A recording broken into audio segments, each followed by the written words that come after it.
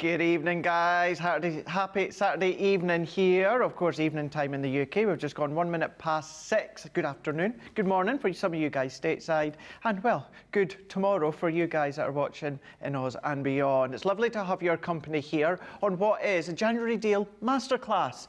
Do not worry, though. We are going to be doing some demonstrations within the next couple of hours. We're going to be having a look at some of the epic deals that we've had lately, and we're going to do some little demonstrations on them as well. Now, what I do want to let you know for this week only, starting today into tomorrow, we've got Spend More, Save More going on across on our website. So that's crafterscompanion.co.uk.com or .eu. And, well, guess what? You spend more and you save more. Who would have thought? Go figure.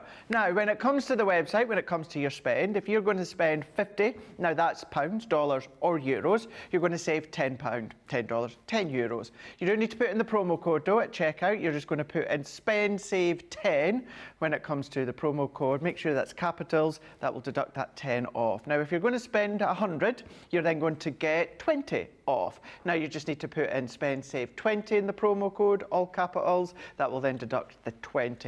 If you're going to spend 130, then you're going to be able to get 30 off. Now, within the promo code there, you've guessed it, spend, save 30. That's also within capitals. Now, what I will just say as well, and I've been saying this, I've been completely honest with you throughout the day, as far as we're aware, it's one use per customer, one code use per customer.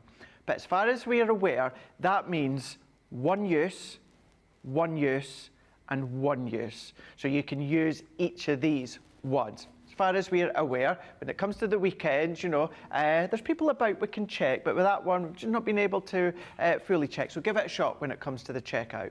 Now, when I say give it a shot, it does have, you know, standard T's and C's. It excludes machines and it excludes January launches. But what I've been saying all throughout the day, and I tend to say it as well, give the code a try. Yes, it excludes them, but give them a try. You might be lucky. Sometimes I am when I do it when it comes to different websites out there if I've got a promo code. But at least we can tell you, you've got the standard T's and C's, but if you've got the code, give it a shot. You'll maybe be lucky.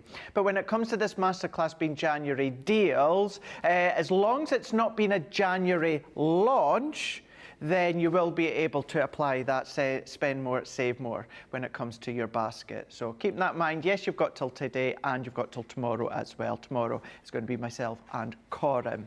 Now, they're all across on the website .co.uk.com or .eu. Have a look at Shop the Day, where you're going to see everything that we've gone through today when it comes to our Play Your Craft Right, and then, of course, that fantastic craft along that we had with the floral elegance.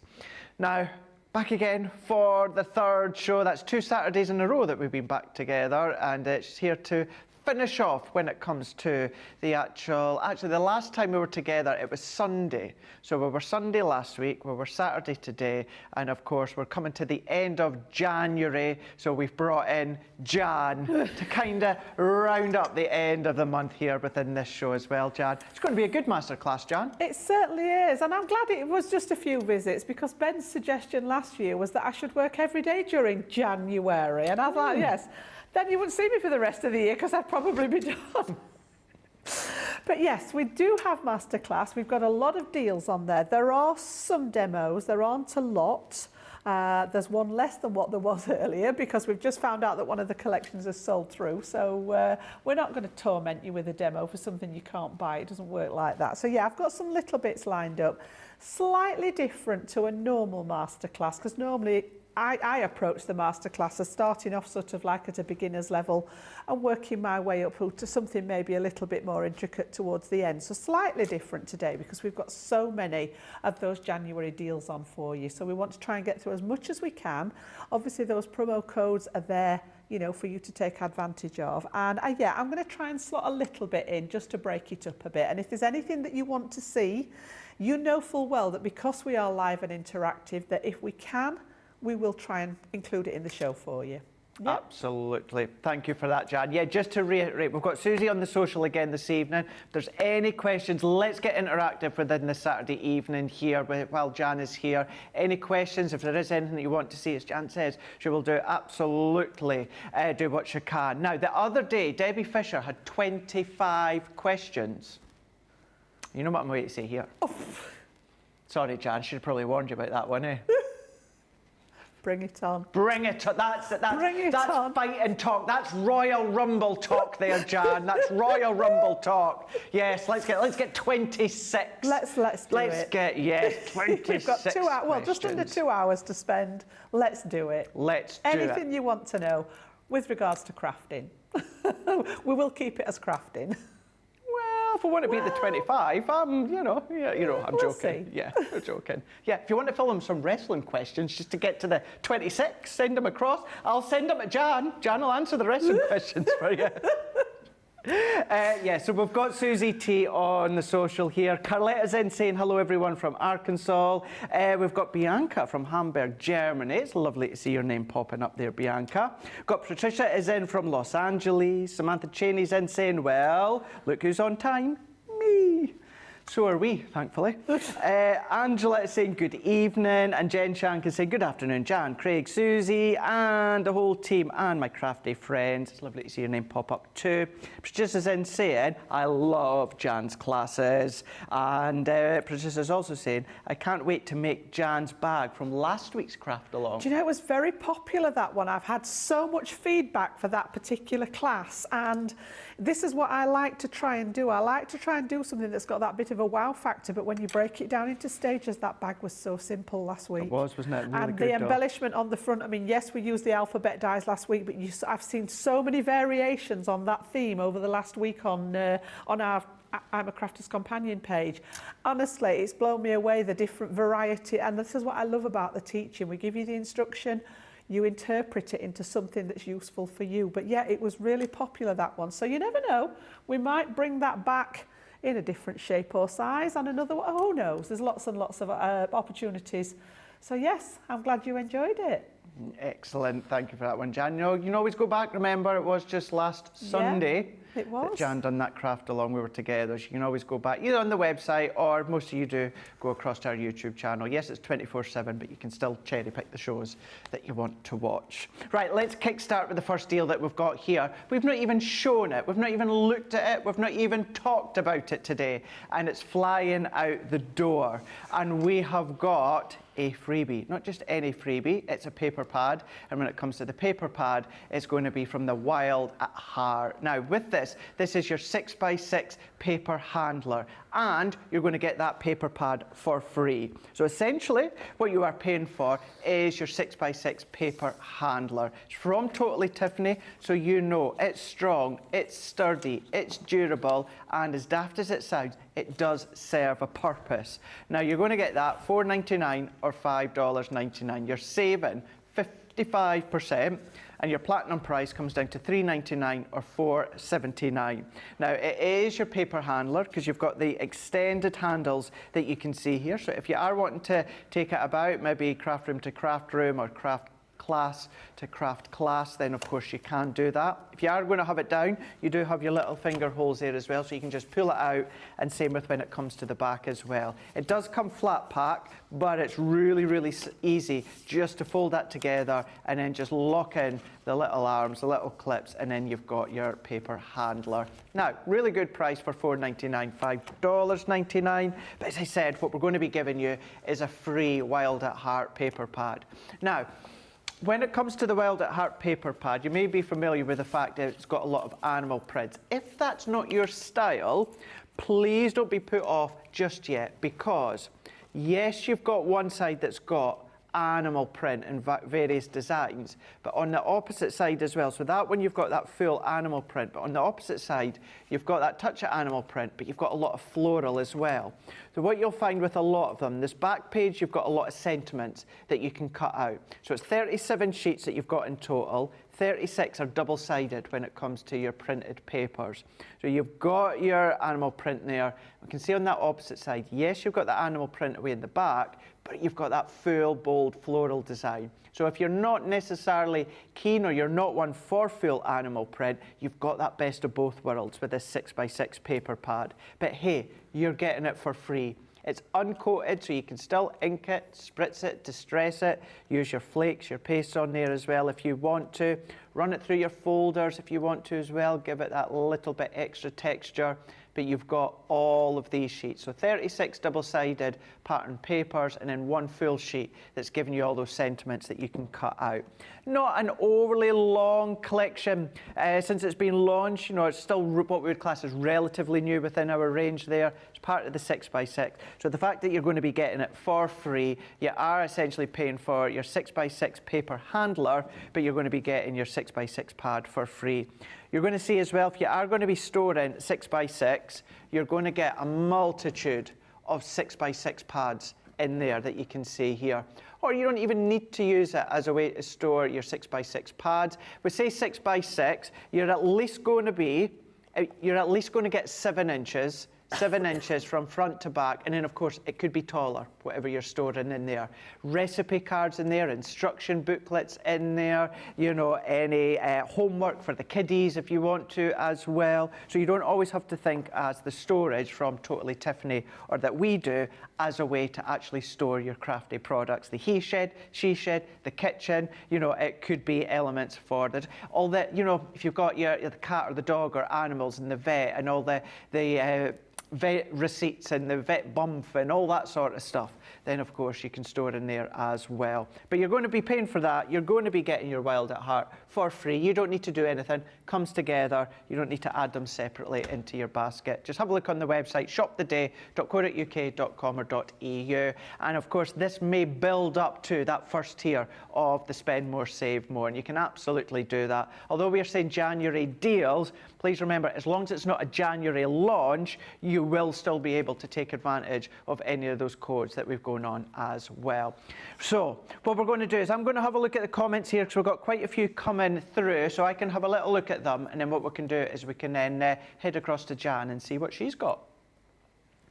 Right, again, one of my sort of go-to products. I've got these on my shelf at home and love these for the inspiration, and the name on there says it all, Crafters Inspiration Magazines. This is issue 4.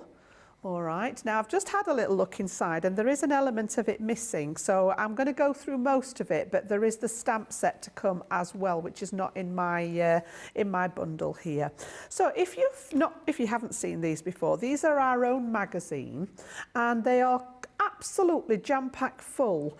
You know, 68 pages of inspiration inside, of tutorials basically. So you get photographs, you get what you need list, and you get the instructions for how to make the projects. So we'll start off with that magazine itself. They're beautifully presented, and occasionally I do like to have a flick through these and just jot down some ideas from what I see in here. It may be that I will translate that into something different, or I'll use an element on something that I'm making. They are a really good point of sort of reference. And again, the beauty of these is that there is absolutely no advertising in here, apart from the odd page, but it's our own product. You know, so lots of magazines I've bought in the past, there's been pages and pages upon page of different companies showing you this, showing you that, and showing you the other. This is all just instruction and inspiration. So index at the front, I'm not going to go through every single page, but you can get the idea. Talks about the craft kit, so we'll bring this in at this point in time. As I say, there is a nice little stamp set which has got some of the animal antique stamps on, which match one of our previous stamp ranges, but it is actually missing out of my set at the minute, so I think it may have been used for something else. They all come to you packaged beautifully in the little envelopes with the labels on, but along with that stamp set you're going to get 2 gorgeous stencils. So if I pop this on the back of here, you'll be able to see a little bit, maybe not, that's not the best thing to show it you on, is it? Let's try that one. There we go. You can see there are lots and lots of elements on there. So you may want to use it as one big stencil, but I love the faux stitching elements down the side of this one. So if you're not a soft crafter, I can, but I don't particularly choose to. These are great for adding little stitched elements to your cards. You know, you've got borders on there, there's these little abstract pieces, you've got icons, floral icons there, the little gift present. This is really nice just for adding, if you're making like a background, you can just add some sort of abstract pieces to it. So we're going to get that one, which is a 6x6 stencil. And then we've also got the one that has the little templates on. So this is very much like you've seen with the template library, where you draw around the shapes and cut them out. It shows you where the score line is.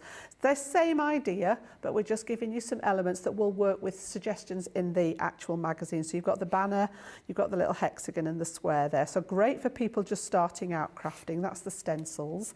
And then you've also got a really nice little set of nesting dies. So you've got the stars in there with the stitched edge, and then you've also got some die cut sentiments on there. You've got a happy birthday, you've got a party, and you are a star. So you're lots of different occasions. And again, I believe 1, 2, 3, 4, 5, 6, 7. That's right. Yeah, I thought there was another star in there, but no, there's the 2 pieces in there. Yeah, I thought there was 3. There's a star missing I was just in the looking middle, at that on the front. Yeah, there should be 3 in there. So 3, 4, 5, 6, 7. Yeah, again, there's a bit of that missing as well. So I think it's because it's been in and out for people to demo with that there are, but you will get a full selection, trust me. And along with that, you get a selection of A4 papers. So the first one is like a topper sheet with die cut toppers in. You can see how these just pop out. You've got the little banner and a lot of the elements there that, you know, sort of go along with that celebration, birthday, that kind of thing. I love this little guy here, the little balloon animal. I think he's gorgeous. He'd be great on a stick, on a straw or something like that, or a little kebab skewer on the front of a card, just as an extra addition. And then you've got a selection of beautiful papers here. So if I just fan these out, there are tons of them, honestly. If I just go through as many of them as I can. I think we've missed one in the middle there. Gosh, there But is. just I forgot look how many there is. at the selection you get there, all in that gorgeous colour scheme, absolutely beautiful, that come along with it. So, you know, you can use, you know, I mean, a sheet of that, I mean, you could cut that simply into 4 and have 4 card fronts straight away there with some of your embellishments on, some of the stamps, some of the die cuts. Really is sort of the gift that keeps on giving. So all these are extra gifts as well as the magazine in there. And then as you flick through the magazine, you can see that there are instructions on how to actually make some of the projects. So this is using some of the papers. You've got those lovely stars there. You've got one of the sentiments in there. And also, just to bring you back to that what's in your craft kit page, they always come with a QR code so that you can actually access things on the website. So there are extra downloadable items. You can re-download the papers, because obviously papers are a consumable. It just literally keeps on giving. You can see how we've used some of those icons with the balloons there, but each one tells you the skill level. So it starts with 1 star, goes up to 3 for a bit more advanced. It gives you how to make it. All right, so literally step by step on how to make it, and using many of the products that are in the magazine. So you can see all the different ideas in here. I'll just flick through 1 or 2 of them. There's colouring tips in there, there's die cutting tips in there. So many different elements in it that it's a really good, A, it's a good read, B, it's a good one to have on the shelf for inspiration. That's in the title. And C, as I say, I sometimes pull it down if I'm thinking, oh, I just want something for that, just something a bit different. And you can look at those, and all the things in the magazine you can recreate to your heart content. Now, that's not all. You know, you're going to buy the magazine, but of course we are looking at January deals. So because Craig had a freebie, I've got a freebie. We're not just going to give you the magazine, are we? So with this bundle, you're going to pay for the magazine, and we're going to bring in a really useful set of stamps that you can use alongside this, which is all about that sort of celebration. So you've got the happy as a die, you've got the little banners, all sorts of bits and pieces. If I show it you better on here. Okay, so no, sorry, the happy's not part of that. The happy's been done, this was launched with another set of dies. So yeah, it's the elements that go with it. So you can see these are all the stamped elements. You've got metal dies in there to cut out a lot of them. Absolutely gorgeous. And then we've just given some of them a little bit of colour, which brings them to life to show you what they could look like on your card. So this normally retails at $14.99. And you're going to get that for free in your bundle when you pay $12.99 or $19.95 for the magazine, Platinum price down there, £10.39 or $15.96. So a really good bargain.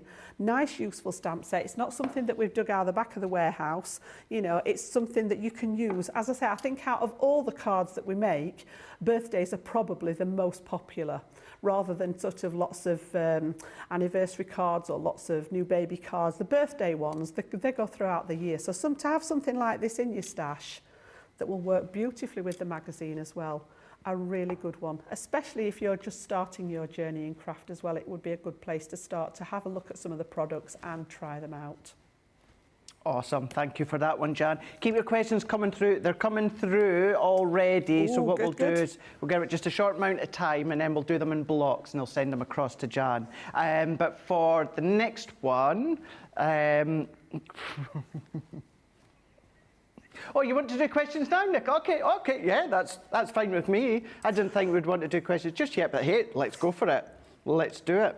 Rightio. So, this is from Helen. Helen Stewart on YouTube is saying, Jan, when do I use all-purpose glue rather than the tacky glue, please? Oh, right. Do you know, one of my favourite subjects, favourite glue ever. I agree with Leanne Chivers on this one. She says it's the best glue in the world in her opinion. I love this stuff. So the Kalal All-Purpose is a solvent-based glue. So anything that is paper or cardstock, it is perfect for. Some of you out there will know exactly what I mean when you've used paper and you've used a white PVA glue on it, and when you come to stick it down, it ruttles along the edge. And then you spend an age trying to flatten it out. You put your books on top of it, you stand it under your Gemini. When you get up the next morning, it's still rutled. And that is purely because the tacky glue is water-based, the water seeps into the fibres and it ruttles it, and it's not easy to get back. If you use the solvent base in the all-purpose glue, it doesn't do that. There's no water in it, doesn't seep into the fibres, doesn't have that effect. So you see me use this a lot. I use this whenever I'm sticking cardstock, paper to cardstock, even for embellishments and things like that. The only time I would change to my tacky glue is if I've got a different surface. So for example, a shiny surface. The solvent-based glue is not so good on a shiny surface. It can interfere with things like mirror card and things like that. So I would flick to my tacky glue. But yeah, love this. This is always, I get very, very jittery when it gets towards the bottom of the bottle. I have to make sure that I've got at least 3 more in the cupboard ready to use, because I get through this like there's no tomorrow. Thank you for that one, Jan. We've got Carol Willis on YouTube is saying, hello, Jan and Craig, CTV crew, and my fellow crafty folks. Just to say what's up, we've got Nicola in the gallery producing, we've got James directing, and then we've also got Tracy and Liv just outside as well, backstage. So that's been your full team for today. Pretty much the same team all weekend, just tomorrow. Jan's going home tonight, and then Corin will be here with me tomorrow. And I think Corin's here Sunday, Monday. I'll be able to give her a wave, I think, on the way past on the motorway. One time she's driving up tonight and be like, hi. Hi. Actually, I wouldn't be surprised. Sometimes Corin will come in before she goes to the house. Maybe. If she's got stuff to drop off. Yeah. I've seen her come in maybe about 6:30, 7 o'clock if she's early enough and she's want to drop stuff off. But she's got a wee bit further to come than me. So whereas I can just about make it in the morning, I know Corin prefers to drive up the night before, doesn't she? Yeah. So we might see her to give her a wave. You might see her to give her a wave. So Carol's asking, hi to us all. Jan, my question's about the large guillotine handle. It's slightly loose. How can you tighten it? Good question. Good, yeah, I love these questions coming in. So if you have a look, I'm going to flip it over. So I've got my large guillotine. If you flip it over onto the reverse side, I'm going to ask our James to come and have a little nosy inside here. You can just see in the top here, there's a little, where the screw comes through from the handle, there's a little nut on the end of it here. So if you've got an implement that will tighten it, because it's not easy to do with your fingers, you do need either a little spanner or something like that. Just to tighten those up, you'll find that you'll get a much better grip on the handle, and it will stay in place when you lift it up, and you're going to get that nice closure. So yeah, you just want to look in the back there and just find where it's fastened in at the top, just there, and just give that a little tighten up. If you've got a little spanner handy to just click round it. Brilliant. Yeah. Thank you for that one. Patricia's in. Patricia Powell on YouTube is saying, question. Are we taking a tally, Nick? I hope so. Hope so. We've got to beat that number. Oh, we will. Oh, we will. We'll go for it. We'll go for it. This is actually a little bit of a continuation off of the first question there with Jan and our glue. But Patricia is saying, what is the best glue to use when attaching mirror card, the shiny card? The shiny stuff. Again, excellent question. I tend to veer away from wet glue when I'm using mirror card. You can get it off. Like I said earlier, if you're watching the craft along, if you do get glue on a shiny surface, let it dry. Don't be tempted to try and rub it while it's wet because it just smears everywhere. Let it dry, and then I just use a cloth to rub it off. But I must admit, I often tend to stay away from wet glue where mirror card's concerned. And I will either use a double-sided tape, my red line tape, or the tape runners, so that you've got a dry base glue that are perfectly, you know, the tape runners are so strong. You know, I think people underestimate these thinking that, oh, it's just a tape runner, but the strength of the glue in here is enough to be making construction items with. So I would probably go along something like that, or as I say, if you like your tear and tape, your tissue tape, your finger lift tape, that kind of thing, or your red line tape would probably be a good one. And again, you've seen us do the trick. If you're not so good, people don't like using tape purely because it tends to grab. So yeah, just do the trick where you just lift the edge of the, I think I've seen you do this, Craig, where you just leave the edge of it, of the liner, and don't take the whole strip off. Then position, and then when you're happy with your position, you can pull the pieces of tape liner out of the edge then, so that you've got that little bit of extra room. Because I know sometimes the double-sided tape just grabs, and if it's not in the right place straight away, I know I've had issues sometimes. So yeah, just take a little bit of the tape off on all four corners, position it, and then when you're happy with it, pull the rest of the liner out so that you've got that nice stick. Awesome, thank you. And I'm exactly the same with Jan. I love my tissue tape or red liner tape. Tim C on YouTube is saying, Jan, I have some of the clear stamps I've not used for a while, but some have started to lose their tackiness on the back, their cling on the back. Is there a way, is there any way, and what can I do to stop this happening? Yep. Absolutely. It happens to us all. Sometimes I get stuff that's left out on the desk that I forget to put away. The best way you can treat those is to just take them to the tap and run them under the tap, just under some lukewarm water. It doesn't need to be hot, lukewarm water. Give them a good rinse on the back and then leave them face down to air dry with the flat side, that's the bit that's the problem, face up. And just let it air dry, and that tackiness should come back when it dries. It's usually little tiny specks of dust, or if if you've used a microfiber cloth or anything like that, just dust out of the air that settles on them, or if they've not gone back in their sort of onto their carrier sheet or anything like that. It just takes away that tackiness, yeah. But just give them a rinse, give it a good rub on the back on that flat surface, and then leave it with the stamp side down and that flat surface face up to let it air dry, and it should return to its usual sort of tackiness there.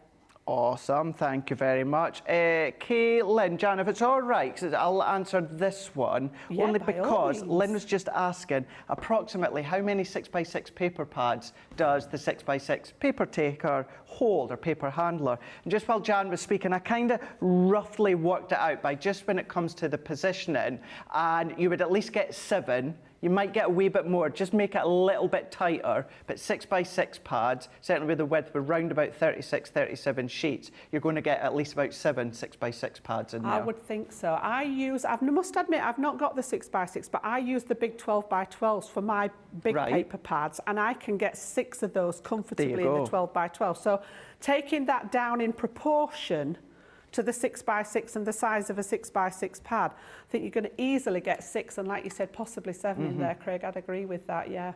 Perfect, thank you. They are great. They're great space savers, yeah. And then you just pull them out. I write on the back, on the spine on my pads, I write what it is. Okay, and I have them stacked on their side so that I can see what they are from the outside.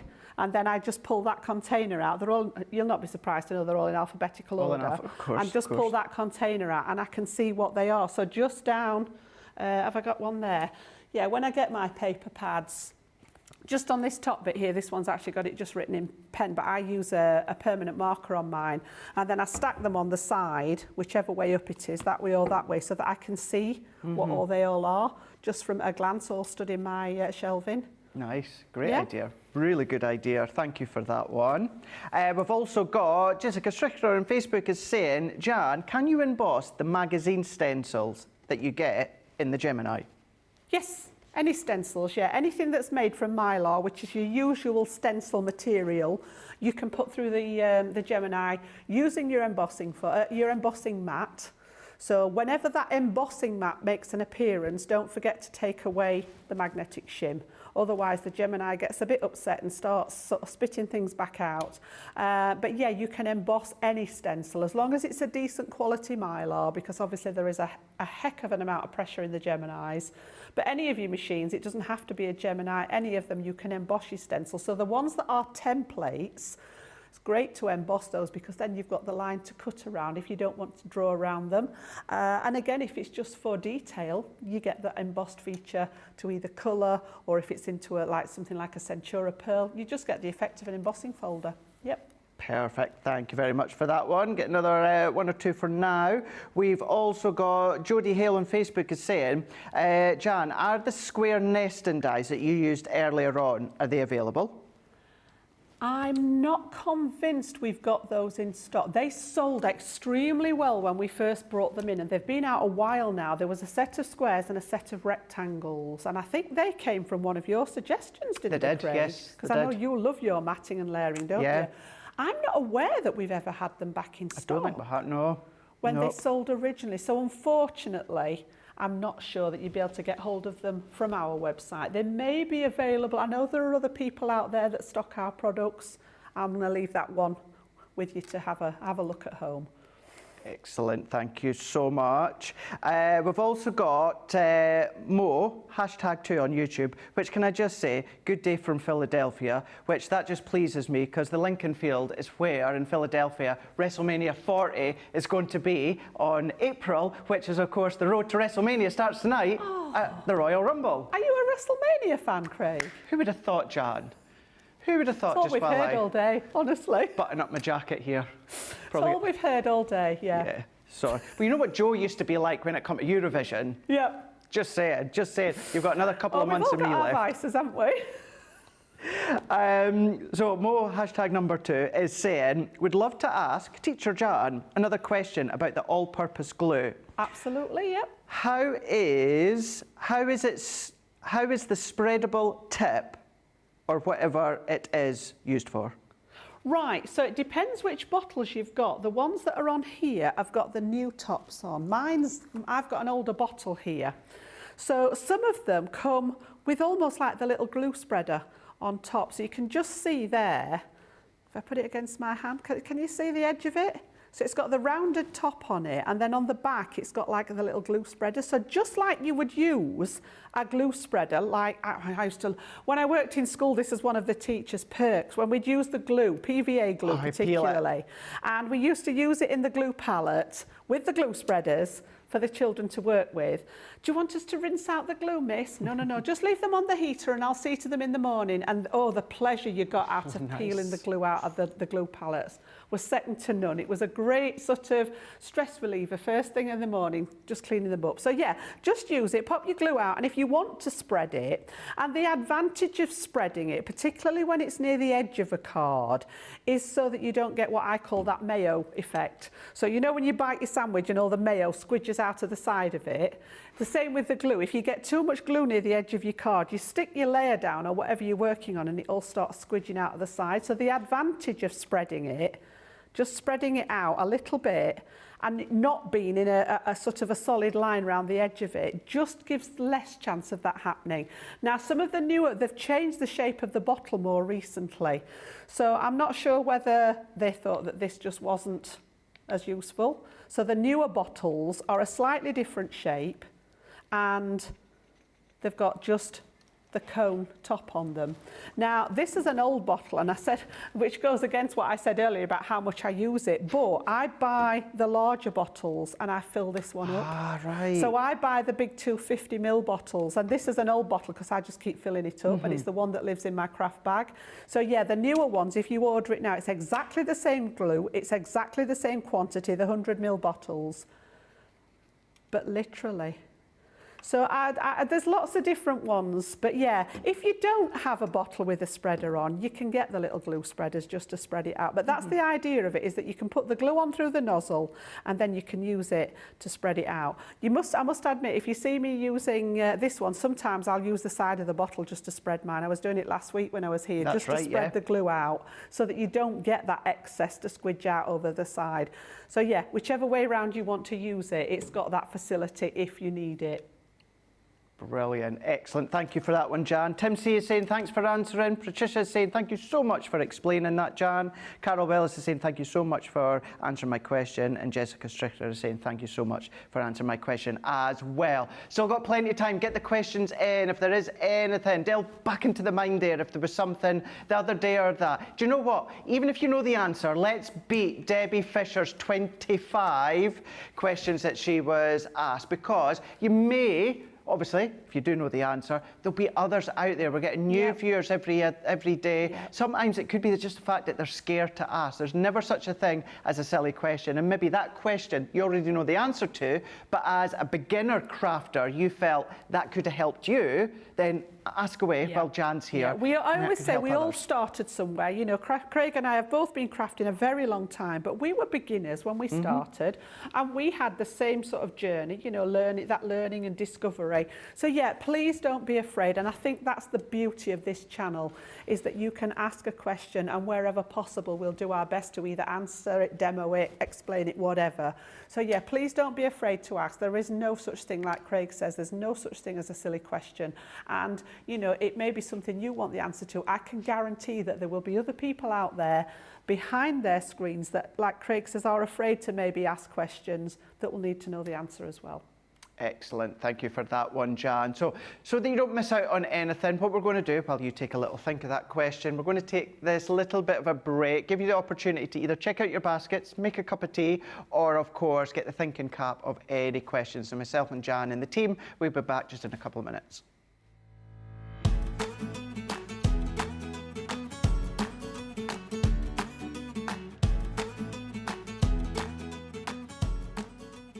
I think I've always been a little bit crafty. I used to craft when I was very young, and I say craft, I used to take a needle and a cotton and sew all my own clothes, tie-dye and things like that. South Yorkshire's a gorgeous place. Barnsley in particular, I love. It gets a lot of flack, but it's a really beautiful, picturesque place to live, especially because there's lots of green places around there, lots of lovely parks and things like that, but it is a gorgeous place to live. So the people who inspire me, well, the people who inspire me most, especially into craft, was my Auntie Jean, who's no longer with us, but I give her always a big shout out because she absolutely introduced me properly into the passion of paper crafting. I followed Craig for a long time before he actually joined Crafters Companion, and I always loved his style. I used to follow his blogs, you know, all these things that he used to do on Facebook and all the various companies that he used to work for, and then I absolutely felt honoured when he joined our team. You know what's lovely about having all this amazing team from Craig, Jan, Debbie, Michelle, Becky. Have I missed anyone? I'm trying to remember. I don't think I have, but it's lovely because they're like-minded people. We love and passionate about craft, especially Crafters Companion. So for me, having that lovely team is just phenomenal, and I wouldn't be without them literally every single day. I have a big love affair that has been going now for 40, let's get this right, 41 years with a certain group called Bucks Fizz, or as they are now known, The Fizz. When I got that phone call, well, firstly, I had the email saying, would I like to come and join? And I used to work in the Crafters Companion store as assistant manager there. But when I got that email, I thought at first, is this a joke? Because I had to check, was this a joke? But when I actually went for the interview and went through the process, when I got that phone call from Laura to tell me that they had wanted me on that TV team, that for me to date is the biggest, proudest moment I've ever had working for Crafters Companion in the 6 years that I've been here.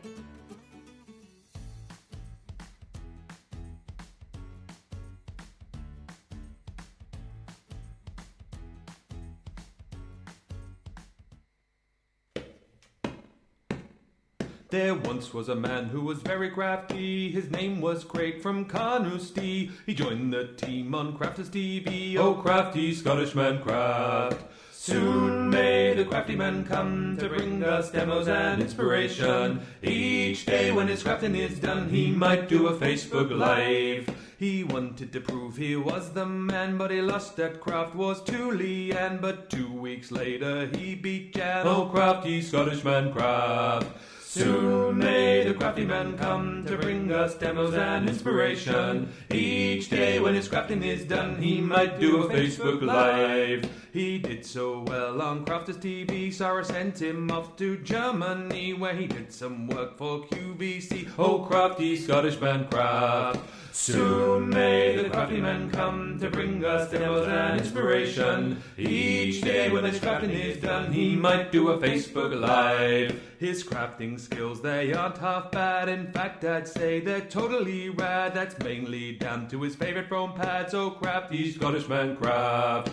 Soon may the crafty man come to bring us demos and inspiration. Each day when his crafting is done, he might do a Facebook Live. The crafters, they loved him a lottie for his charm and skill. They went quite potty, they nicknamed him the Hardy Scotty, oh crafty Scottish man craft.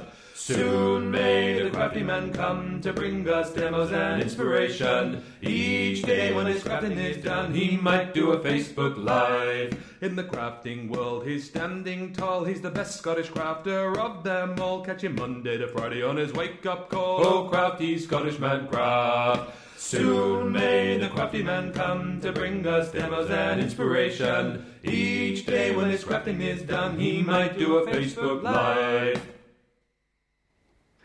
I'm in the Milky Bar kid, I'm the orange tango guy in those clips. What am I? Could be anything in between there. White to orange here.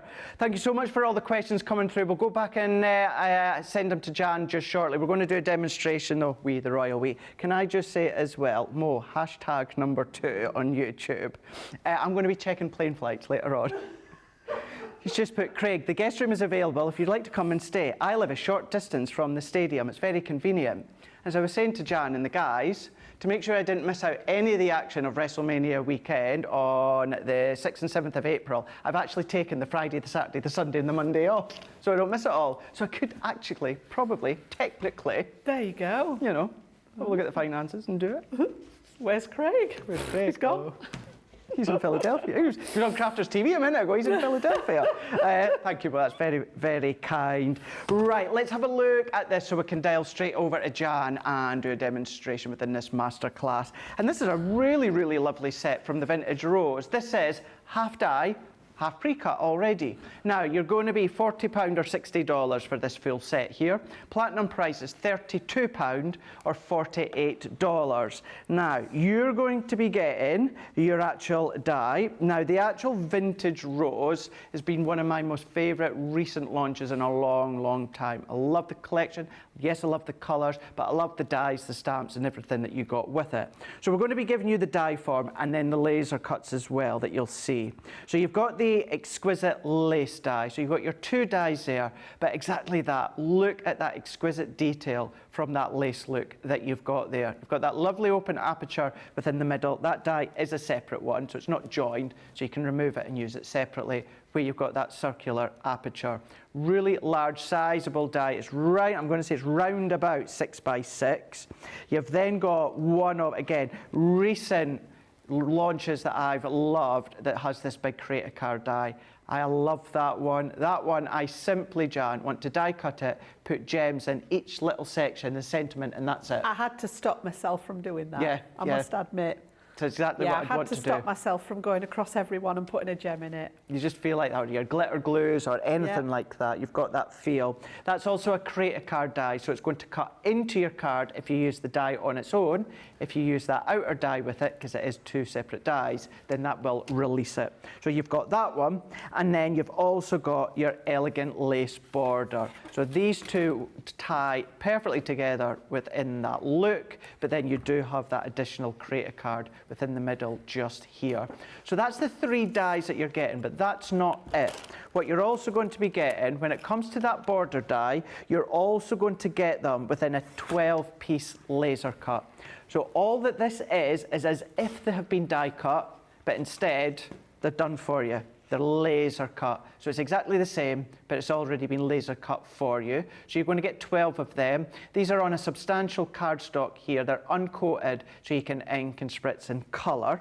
And not only are you going to get those 12 within these ones here, that first die I showed you, that one there, you're going to get that one being the ornate lace panel. You're going to get 24 of them. Once again, it's exactly the same as the die, but you've got 24 of these laser cuts here. Now you've got both that outer die cut, and then you've also got that central die cut. All laser cut for you, so you can see, if I just put a little bit of that red behind it, you've got all that detail. It's exactly the same. It's just done for you, and it's laser cut. So whether you want to spend the time making your card and your project from scratch and do the die cutting and popping all the bits out, you've got that with the die. Or maybe you want to have an intricate card or project, but you maybe just want to reach that end result just a little bit quicker for whatever reason, then you've got those laser cuts already for you, both of which are an uncoated. So you're going to get all of that for £40 or $60. Just to say, 2 of those dies on their own are worth $14.99. 2 of them, $14.99 on their own. You're getting 3 dies, the 12 pack of the laser cut borders, and then you're also getting a 24 pack of the laser cut ornate lace frames. All of that's what you're getting. Even better platinum price, £32 or $48. You're going to find them on the website. If you are, of course, paying that £40, $60, well, certainly £40, you're near that £50 mark for, of course, the spend more, save more. So you can absolutely take that into account. Add a couple other things. Take it over that 50 mark. You guys stateside, you're already over that. Take advantage of that extra tenner off as well. Save more 10 across in the promo code on the website. All the details are there. We'll go through it again just shortly, but let's head straight across to Jan, where we're going to do a demonstration. Right, I agree with you, Craig. Of the recent collections, this one was just, it had my name all over it, honestly. The colour scheme, I love those background papers that have got postmarks and things like that, script text in there. It was lovely. So what I did is I've taken the 2 metal dies and we're going to die cut these. And they're not necessarily 2 that you would think would work together, but we're going to use the large element out of this one, and then we're going to use the smaller element from this one, and we're actually going to put them together. So first of all, I'm going to cut that diamond trellis. Absolutely gorgeous. And it's not made an appearance for a while, so I'm going to bring in the craft card, and we're going to use some gilding wax. I love gilding wax, especially the King Gold on the craft card. I just think they've got a really nice sort of pairing. So this one, like Craig just explained, you've got the main panel here, which is almost 5.5 inches square, but it doesn't have an external cutting edge. So this would cut into the front of a card. So you could actually do this on your card blank. You could cut it into a matte layer. You could cut it into some beautiful sort of shiny mirror card or something like that. And you're going to get the most exquisite design. Now, if you want your panel to remain that size, you've got that external cutting piece to cut the whole thing out as a layer. Alternatively, you could cut your square out with this one and mat it and cut into it. So lots of different ways of doing it. Now, I wanted mine slightly bigger than the square that was in the die set because I wanted a slightly thicker border around it. This cuts very close to the edge of the design. You can see on the packaging there, you've got a very narrow border. So I'm going to leave out the main square there. And I've cut my piece of cardstock. Let me just have a little look. I've cut it to 5 3/4 inches square. So you can see now that I've got a quite a decent sized border around the outside of it there. So I am going to pop some low tack tape and I'm just going to de-tack that a little bit because the craft card is very fibrous. Obviously, it's easier to sort of take the surface off it. So again, I'm just going to eyeball around about the same distance all the way round, and then I'm just going to tack this in place at top and bottom, and we're going to put that through our die cutting machine. And at the same time, I'm going to use the large plates because I want to also cut this little one. I love this for sentiments, which is exactly what I'm going to use it for. This is going to be my focal point on here to actually have the sentiment. So this has a die cutting edge around the outside and the inside. So you're going to get this gorgeous little plaque from the inside that is great for sentiments. But if you want the frame round it as well, which is what we're going to do, we're going to marry up the both of them. And I'm going to cut that out of a scrap of that gold that we were using earlier. So a little bit of that gold satin card. And again, I'm just going to take that one in place. So again, just take a little bit of the tack off there. Pop that on. And what I've done is I've got my large plates here at the ready. And because this is very, very intricate and I'm cutting through craft card, which is much more fibrous, I've just put my metal plate down to cut onto here. So I've just got the smaller one inside. It's enough for what I need for this. It doesn't actually need the metal plate to cut through this one. So we're just going to put this in at the bottom here and we'll cut them both together. So again, don't be afraid to load up those plates. That's the whole idea behind the Gemini, is that you can do all your die cutting in one go. So again, we've got that usual sandwich of plates there. I've got my top plate on there, and then we're going to pass this through the Gemini. Okay. Now you can hear it slow down a little bit because there's a lot of cutting edges on that die, that first die. Don't be afraid if it just clicks and jumps like that. It's just coming off the dies. The pressure there, and my plate's not in the best condition here, so it's sort of, it wants a little bit of housekeeping on that one, which is why it just jumped then at the end. So again, we'll take off the layers, pop those back to one side. We've got our lovely little piece cut here. So if we take this one out of the equation, so you've got that little plaque from the centre, which is great if you just want a little tiny sentiment. And then you've also got a lovely little frame, which is great. One of these here, that one is the release hole, but just look at the detail there. Absolutely gorgeous. And if you want to reset this back in, you can use the whole thing if you wish. You know, what I've done is I've cut it twice, and I've actually got the frame itself in the gold. And again, like I've said before, I tend to layer mine. So this has got one cut in gold and one cut in craft card, so you've got something a bit more substantial. It's just a habit I've got into. And then I cut it in cream, and I've just used that little centre panel to stamp my baby sentiment on. And these are brilliant for the smaller sentiments. If any of you bought into the laser cut frames when we launched those, they came with a collection of little baby sentiments to go in the frames. So it was the perfect size just to fit in the centre of here. And I've put this on some foam tape so that when we put this on the card, the sentiment will just stand a little bit higher than the frame. So that's that bit done. I'll sort that out in a second. And then here, absolutely stunning. When you just look at the back of that there, just adding that metal shim in has just given me that extra bit of pressure to go through that craft card. So I'm going to bring in my brush station here. I'm going to carefully take off this because this is actually the front of the card. So I want to just release that tape very gently.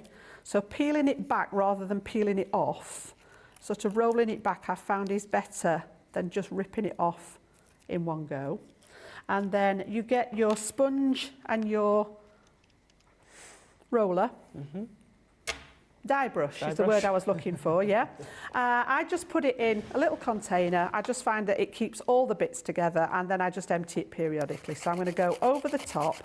And what this does is it starts to dislodge, although I think mine's ready for the head changing by the look of it.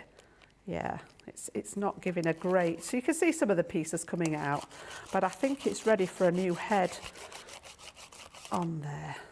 Okay. You can see it loosening some of the pieces, and it helps to loosen the card from the back of here. So what I'm going to do is I'm going to lift it from the back. There are a lot of little pieces to come out, which is why I tend to do it over the little box here. And again, you can go directly onto your card with the brush as well. If you do it over the sponge, you get that little bit of leverage from the sponge underneath. And it's a really quick way. When you've got something like this that's got a lot of pieces in, it's a really quick way of getting out all those bits. So you can see here we've got all those pieces of die cut, just with the addition of that metal shim. It's worth thinking about it when you're doing something as intricate as this. Even right through the middle here, these are all cut out, look. Just want to pop these out for you. and just pull those pieces out of the middle. And there we go. And you can see there that we've got some of them clinging on. It's like, don't pick me, don't pick me. Just in the middle there. Come out, come out. And you can see there's always one just hanging in. Absolutely gorgeous die cut, it really is. And I think sometimes we forget that we've got these in our stash. I know I'm guilty of it. I file my signature collections away in order, and sometimes, you know, you look through them and think, oh, I've not used this one for ages. And they are exquisite, they really are. So just move that to one side, and you can see now on the back of here, look at the detail in that.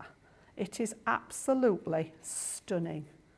It really is. Die cut beautifully. There's just still an odd piece that's not giving in there, look. One there.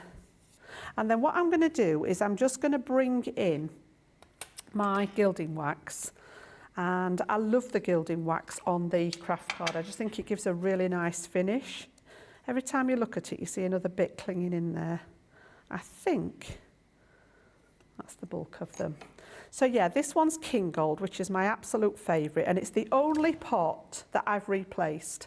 All the other 4 colours, I'm still on the original pot, but this one was definitely a favourite. I like that warm gold tone, and I actually treat myself to a new one. And all I'm going to do is go over the top of it, and I want quite a bit of colour on here, so I'm not too worried about going too gently to start off with. And again, you know, you can build it up. I'm going to take it right round the edges as well.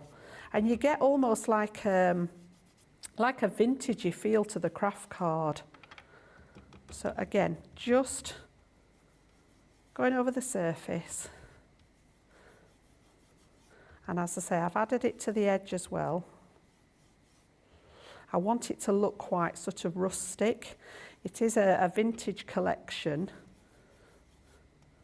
But again, they are what you make them. So again, if you were to cut this out of some beautiful, maybe ivory Centura pearl or something like that, you know, you've got the beginnings of a beautiful like wedding invite or, you know, an anniversary card, something like that. Really, really pretty. And then with the gilding wax, we all know now that if you give it that little bit of a buff, you're going to get that sheen come up on it. So I'm just, as I say, I want quite a depth of that colour on there. So I did grab a white just to get this off. And then what I'm going to do is bring in my other cloth. You just want a smooth cloth to do the buffing. You don't want anything that's got any texture. So I wouldn't attempt it with something like kitchen paper that's got a texture to it, because it'll just roughen the edges off it. So you want something that's relatively smooth and a decent amount of pressure, but obviously be aware of that die cut element. And you're just going to buff the whole thing. And what I'll do is I'll do half of it, and we'll see if we can pick up the difference between the 2 sides. So it is worth doing. It was originally created for furniture, the Pebbio gilding wax. So it is, you know, intended for sort of upcycling furniture. So it'll go on to the MDF and the wood and things like that. So I've just done it at this right-hand side. And let's put it back on the back of there so that we can see it a bit better. But we can just see now, I can see in the studio lights here, it's not easy to pick up, but this side has got a really nice shimmer to it. And yes, it's apparent here, but it's a bit more dull on the other side. It's not the easiest thing to pick up there in the studio, but I can see it under the lights. So again, I did this at home. I've done exactly the same thing. The only thing I've done is the appearance of a couple of gems in the corner to go on my my project. You know what I'm like with the gems. And I'm going to do a mixture here. I've got some, because I've got that beautiful Floral Elegance collection out, I've actually got some elements from that collection that we're going to mix and match. So I've got my card blank made out of the craft card, and then this is actually a piece of that lovely rose pink from the new Floral Elegance collection, which tones beautifully with that vintage rose. So we're going to put that one on here, and then we're going to have that pink showing through that beautiful die cut. So you can see there now all that detail. Awesome. Right. I'm just going to throw back to you for a course you second, can. Craig, while I get this stuck together, and then we'll come back. Absolutely, yes. So Jan's just sticking that together. We'll go back to Jan just in a second or two, so don't worry, you won't miss anything much. But it is from the Vintage Rose collection. You've got the 3 dies. Well, essentially, you have got the 5 dies because you've got the inner, the outer, and all those laser cuts as well. You're going to find on Shop the Day on the website for you to check out. Head across, have a look, grab a bargain. We're now into our last hour, not only our last hour of our masterclass, but the last hour of our last live show of the day before we go into Sunday shows tomorrow. But we've still got that hour. Can I just say thank you so much for all the questions. Round about 10 minutes ago, we were sitting at 20 questions. Ooh. So I know we'd have got more. So what we're going to do is we're going to go straight back to Jan, so Jan can show you the remaining of our demo, and then what we'll do is we'll then fire a load of questions back to Jan just shortly. Jan, over to yourself. Excellent. So yeah, I've just stuck my base solid down, and then I'm going to flick back to my dotty tape pen. Perfect for this kind of thing. So again, nice and lightly over the back, just catching the dots on the back of that die cut, making sure that all the centre's got a little bit of sticky on, and then I'm going to come back. Because that edge is a decent size, I'm not going to waste the dots. I tend to keep those for my die cuts. And I'm going to bring that solid tape all the way around the outside. And then this one is going to go over the top with that pink showing through. And I've just left a bit of a pink border as well, so that you get that sort of idea that it's there. Okay. And then what I've done, because this sort of I wanted to use them together, but it got a little bit lost on there, I've just created another strip with the pink and the craft card, and I'm actually going to pop this across the middle and then sit this on here, so it breaks the pattern from the back to the front. So again, I'm going to pop, let's have a think, because it's going onto the gilding wax, and this is where we're at with the glues. It's like, I know my husband laughs at me, he's like, cracky, how many different glues do you have, Jan? But they all have a purpose. Yeah, they do. And if you are ever in doubt about glues, if you have a look at all of the team, so myself, Craig, the rest of the team included, we have all done what we call glue schools from time to time, which is literally all about the glues. So if you want to have a search on our YouTube channel for glue school, there'll be loads of info come up about the different glues and the reason why we swap and change them. So yes, you could go with your tape runner on here, but I just want a really nice bond. But because I've got gilding wax on it, the tacky glue just loves anything that's not necessarily paper and cardstock, she says. Right, let's just see if it's working. It's decided to give up the ghost now. Here we go. So yeah, I tend to decant it in here because I've got a little bit more control over it through that small nozzle. But yeah, whether you've got wood or if you've got buttons or plastic or paper flowers, anything like that, the tacky glue is brilliant for that kind of embellishment. So again, I'm going to use the grid as a guideline, and this is going to reach from edge to edge again. And I'm just going to use that grid just to get it nice and straight as I can. And then that glue will now seep in, especially with the craft card being quite fibrous as well. The glue will seep into that fibre on the card and give you a really nice stick in there. And then this one, I'm just going to put little dots of the glue. And I'm just going to stay with this one. Again, you could use your dotty tape pen, but because I've got this one to hand, just little dots of that in places where there's a bit more of a solid part to the frame. And again, because I'm working with mirror card or with a shiny surface, I tend to just dab off any excess glue so that you're not going to get it squidge out. And I'm just going to pop this to one side here, hold it down for a second, and that's going to be the frame for my sentiment. And then again, like I said, I've done the sentiment on cream. I've got some of those little tiny, tiny foam pads on the back, which we now need to get the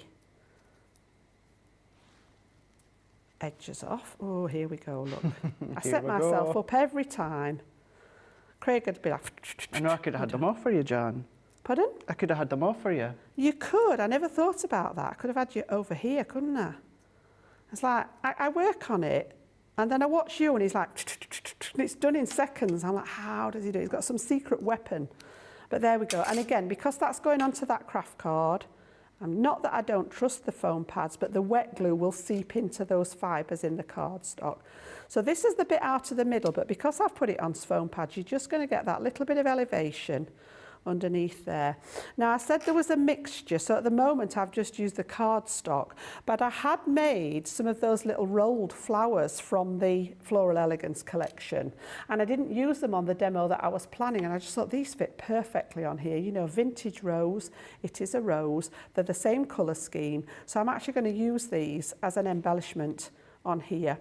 And in that same pack there are some beautiful leaves. So I've just cut some of the leaves out and inked around the edges of them, and we're going to use those in here as well. And to do that, I am actually going to bring my hot glue gun back to pop these on. So again, I'm just going to put, and again, if you want to know how to make the flowers, if you go back to the launch show of the Floral Elegance, Sarah was an absolute whiz with these. She was knocking them out like there was no tomorrow. She made it look so simple. Doesn't she just? And again, this is using the vellum. So I'd actually created these, as I say, for something else and then didn't use them. And they were sat on the desk and I just thought they fit perfectly with that colour scheme. So yeah, just a little bit of the hot glue. Great for popping these in place. And I've actually gone right down inside and just put a little gold gem in the centres of them. And then I'm just going to tuck the leaves in at the bottom. I'm going to have one set under this edge just here,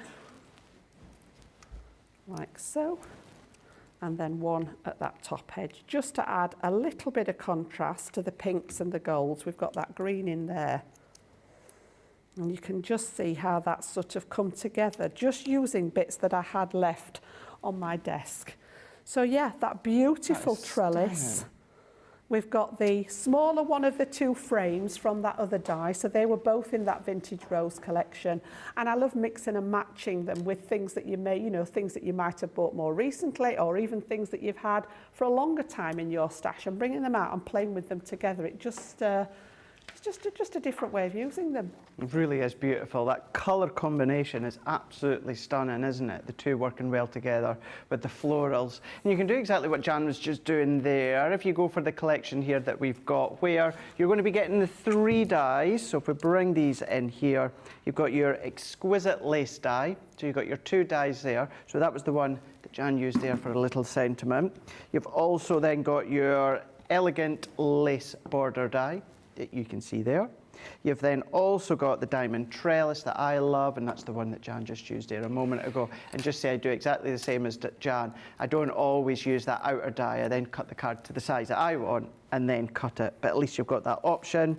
You've then got your 12-piece of the Elegance border die laser cuts. So they're already being cut for you by a laser. You can still ink them if you want to. And then you've got 24 of your ornate lace panel dies, also laser cut as well, both the outer and that small little inner as well. All of that £40 or $60. Remember, as I was saying before, 2 of those dies that I've shown you there are worth $14.99 on their own. So your today's price, £40, $60. You got your platinum price of £32 or $48. And of course, you can take advantage of that spend more, save more code as well across on the website that's running between today and tomorrow. Exclusive machines and also January launches. Although this is called January deals, as long as it's not a January launch, you'll still be able to use it. And saying that, as I keep saying all day today, just give the code a try, just give it a shot and see. You never know what's going to happen. So that is your Vintage Rose 5-piece collection. And then, so don't worry, we're going to be doing the questions again just shortly, because we've got them coming through. I think, Nicola, we're going to have a look at this next one first, are we?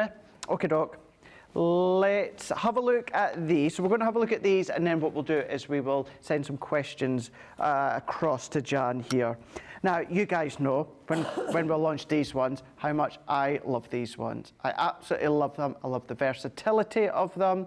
I love the fact that you can mix and match. If you got our 2 Christmas and our 2 Halloween from last year, mix and match that inner one if you want to. I know you may be saying, well, Craig, I'm not doing Christmas at the moment and Halloween, but you've got that option to mix and match if you want to. But you have got this full set here, the everyday border nesting dies. It's 5-piece, although that really doesn't do it justice when you say 5-piece, because it's 20 dies in total. Now you've got your kaleidoscope of butterflies. So within these ones here, what you're going to be getting is you are going to be getting 4 dies. The outer die, the inner die, and then you've got 2, and it's just a little bit harder to see, but you've got 2 different sized rectangle matte and Laird dies in between. That's because that inner die cut cuts into your card, so that will cut into that actual base layer, but if you want to release it, you've got a small or you've got a larger rectangle to release it. So that gives you different permutations, it gives you even more than what you can just see within this board here. Keep in mind you can mix and match between the whole lot. So you've got your rose garden, so same concept, cutting in, cutting out. You've got that nested element, you've got that beautiful design of the rose, and then if you want to use them separately, you can do that. One of my favourites here, the Amour, so it's all about the love hearts, good for going into Valentine's Day, but weddings, anniversaries, occasions such as that one. But then also giving you a really nice generic one, Regency swirls within this one here. So that one is very symmetrical. Well, to be fair, a lot of them are quite symmetrical, but certainly this one here really is symmetrical within the corners, the edges. Mixing and matching if you want to.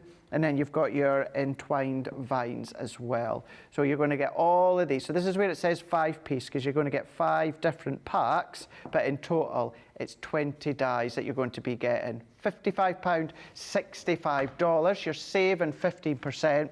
Your platinum price comes to £44 or $52, and you can absolutely take advantage of that spend more, save more when it comes to that collection there. As Jan said, with that last collection, go onto YouTube, have a look at all the past demonstrations that's been done with these ones. There's been craft alongs as well, and I think if it's not up just now, thank you, Liv, who's been looking after us all day with cups of tea.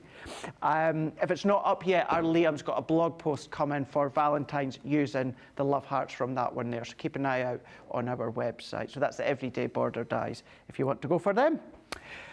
Question time? Let's do it. Let's do it. Right.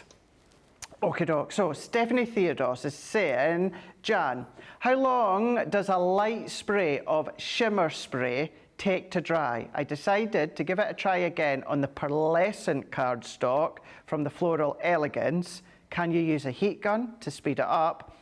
And this time the spray worked right away. I must have a defect with the first bottle I tried.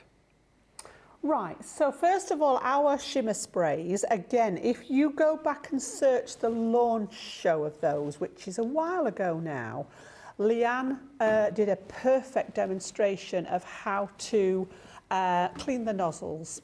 Because they've got mica in them, which is a solid particle, it does tend to sometimes get stuck in the little pipe for the nozzle. So yes, she did a perfect demonstration with the extra kit that came with them as to how to flush it out and clean them. Okay, so that was the actual part of them not working. As far as spritzing it is concerned, obviously it depends what you're spritzing onto. So it would dry faster on something like multi-purpose card or craft card than it would on such as a Centura Pearl or a coated cardstock, purely because you've got a different surface. So it's like if I put ink on my glass mat, it's not going to dry anywhere near as fast as if I put ink on something that was porous. Okay, so yes, it will take longer. I like wherever possible to let it air dry, and I'm not sure I could put a time on it. It depends how much ink you use, how much coverage there is on the card. It's just a case of leaving it until it's dry. Yes, you can use a heat tool, but I would be very careful with the heat tool, because the minute you apply heat to cardstock, it does kind of warp it a little bit. Now, by heating it back on the reverse of the card, you can sometimes get it reasonably flat, but you may still get a little tiny bit of movement in your card. So with anything like that, when I'm doing anything that involves a wet medium, like a shimmer spray, a glitter paste, anything like that that's got that water content in it, I tend to sort of think about it, do it during the day, and then I'll leave them overnight and come back to them the next day, which is hard because I'm not the most patient of people, but I know that I'm going to get a really nice finish if I let them air dry and do their own thing. And they will dry, but like I say, depending on the base, it will take a wee bit longer, certainly on something like Centura Pearl that's got that coated surface. So I hope that helps, Stephanie. It's just that how long's a piece of string? Card base, how much ink, how long does it take? Yeah, I couldn't put a time on it, to be honest. Thank you for that one, Jan. Linda's saying, Jan, I have some clear stamps that are stuck on the carrier sheet. Any tips to get them off so that I can start to use them? I have torn one of the stamps already. Now then, I would be interested if anybody's got solutions to this, because I've actually witnessed this myself, and I put it down to the fact that, as a lot of you know, that I craft in my conservatory, and there is a very, very vast fluctuation in temperature over the course of the year, and I put it down to that. And I've done exactly the same myself. I've tried to pull them off and I've ended up tearing the stamps, and then I've been really cross with myself because obviously once it's torn, they're not easy to stamp out and get a nice clear image. So I will put my hands up and say I don't know what the answer to that is, so I'm going to throw that back out there. If anybody's come across this and they have got a solution to it, message in and let us know, give us a help out there. So I'm sorry about that one, but yeah, I know exactly what you mean, and I've just ended up putting it down in frustration because I don't want to try it on another one and that one, but it tends to be older stamp sets. And as I say, because I craft in the conservatory, I just thought it was maybe to do with that fluctuation in temperature, so I don't know. I'm not sure on that one. Yeah, and unfortunately, like Jan, although I've seen it, unfortunately, it's never happened to me. So unfortunately, I'm like Jan as well. Yeah. I wouldn't want to just give you a random answer. So if you know at home any ideas, let us know for sure, because we always learn as well, things like that. Yep. So send them across. Michael Chapman on YouTube is saying, question, Jan, have you ever seen acetate in different colours beside clear? That's good. That's good. It's an interesting one. I don't think I have. I've never, all the years, no. Acetate by nature is intended to be clear. You can get decorated acetate, because obviously we've done our foiled acetates. You can get them with like snowfall and snowflakes over the Christmas period with the collections. But I don't think I've ever seen a coloured one. Now, if you wanted to colour something like acetate, you would need something alcohol-based, so like an alcohol ink. So maybe the re-inkers that we were selling, I know there's not, I don't think there's many of them left on the website now, but alcohol pens, but I don't think you would ever get a smooth finish. It's great for creating that stained glass effect on the back of an acetate, but to get a whole piece, the only thing that I would suggest with something like that is if you've got a coloured vellum, and you could maybe lay the vellum behind the acetate to give it some colour. I know vellum comes in solid colours. We tend to add a lot of the pattern vellums in our collections, but you can buy it in solid colours as well.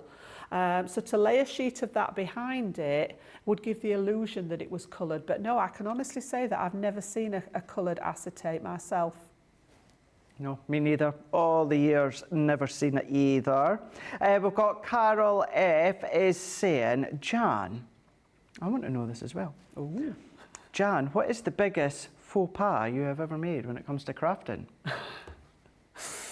I think if you watch the video about the crafty mishaps, I think that's probably one of my biggest and the most laughable one. And that was actually the sparkle inks, the little pots of sparkle inks. And I go back to that every time because it was actually, at the time, I was like, oh, what do I do next? But looking back at it now, it was so funny. Bearing in mind, my eldest daughter was pregnant with my grandson Toby, and she was almost, you know, sort of at her due date, so we were expecting a baby any day, and I compared what had happened to me to, I thought I'd had the baby. Pot of red sparkle ink on the desk, and I honestly to this day don't know what happened, and I'd taken the lid off it to use it, and I managed to catch it, and it came this way. And literally it went down my front, it went on my lap, it went down to the floor, and it just looked as if I'd given birth on the floor. And it had to be red, didn't it? Yes, so it looked obviously, you know, like bodily fluid. And I just sat there and I was like, what do I do now? Where do I go from there? It was all, fortunately, it's a tiled floor in the conservatory, so it wasn't on a carpet. And I was like, I didn't know which bit to clean first. So I was like, do I wring my top out, you know, do I squeeze everything? I didn't know, honestly. So I ended up actually stripping off there and then in the conservatory, which was not a pretty sight. And fortunately, because it was all water-based, the majority of it, believe it or not, came out of my clothing. Yeah. Put it in the wash and it came out because of that water base. There may be some little sparkly evidence left. And obviously the floor with it being tiled cleaned up well. But yeah, it didn't go on the project that I was working on. So somebody up there was watching all over me, but literally it was me. And it just looked like some kind of massacre. When it hit the floor, it just splattered everywhere. So yeah, honestly, it was probably one of my biggest. As far as card making and things are concerned, I think just the obvious things like we've all made the cards back to front and it's ended up opening the wrong way.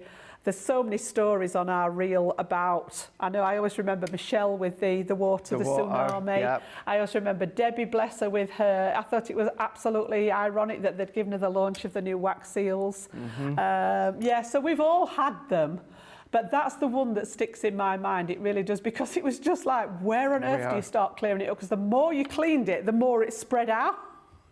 So yes, beware of the sparkle inks, or any kind of ink for that matter. But as you said, of all the colours, it had to be red, didn't it? It had to be red, yeah. Had to be red. I took a photo of it and I'm like, what do I do next? Where do I go from here?